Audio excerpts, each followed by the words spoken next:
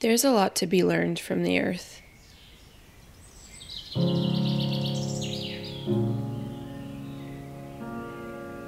Nature doesn't ask for attention. It doesn't worry about survival or scheme to assure its ability to thrive. It doesn't go against its design or seek to become something it isn't.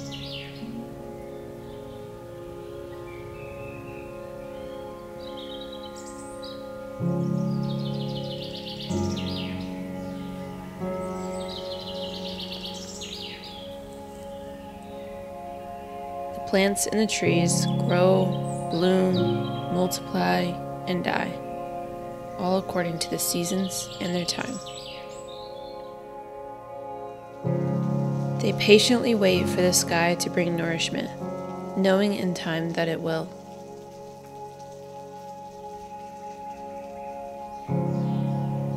They stay where they are planted, putting down roots, and growing ever stronger until their time is done.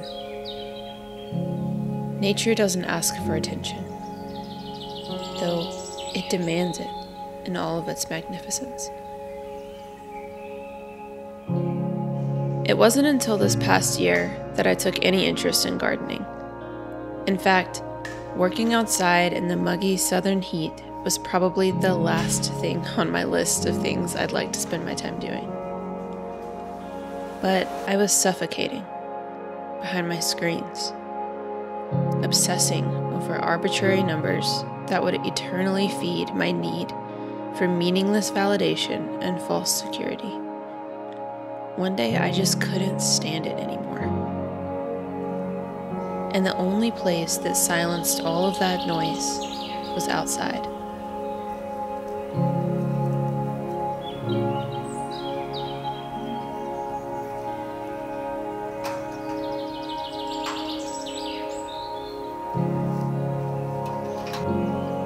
Gardening became an excuse, or rather, a responsibility that required me to go outside, away from all of the noise. It was a bumpy start. I struggled to understand and follow directions on seed packets, and the snow and freezes severely stunted my unprotected plants. They yielded a tiny harvest, yet I found so much joy in that little bundle of lettuce and carrots. I felt so proud and excited. They existed because I sowed their seeds and nourished them, and that felt really incredible to me. I knew I wanted to do better when spring approached. I began asking a lot of questions and doing a lot of research. I committed myself to taking care of my tiny seedlings for months. I nurtured them daily.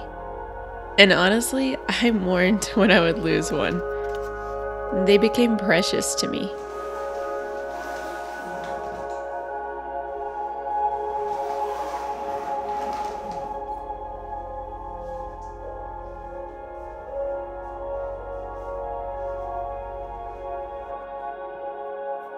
Working tirelessly, I built an environment they would thrive in when it was time for them to be planted.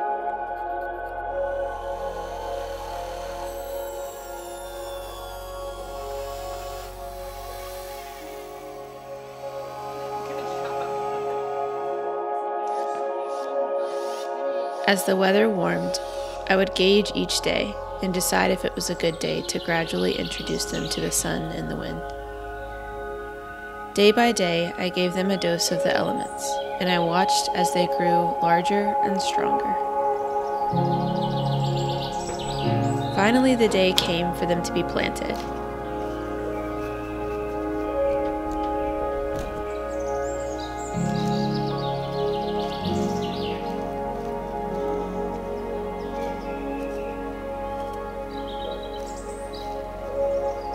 I carefully chose their places where I believed they would thrive the most. I worked carefully to build supports for the plants that needed it. I watch them proudly as they grow taller and stronger. I wait confidently for them to become all that they are meant to be. When I sit back and reflect, I realize how my intentional care for these plants reminds me so much of someone.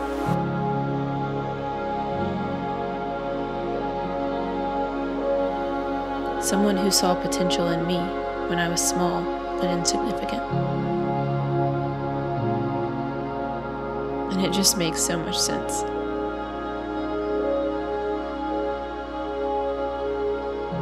Nature doesn't ask for attention, though it demands it in all of its magnificence.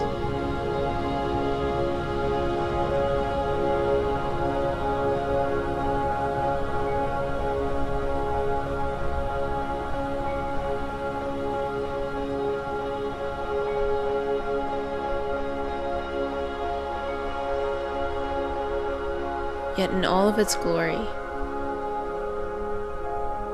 I see its reliance on a caring creator, the gardener of my soul.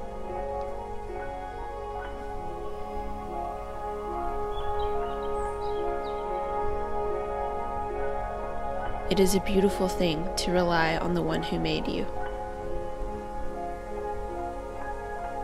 The heavens proclaim the glory of God.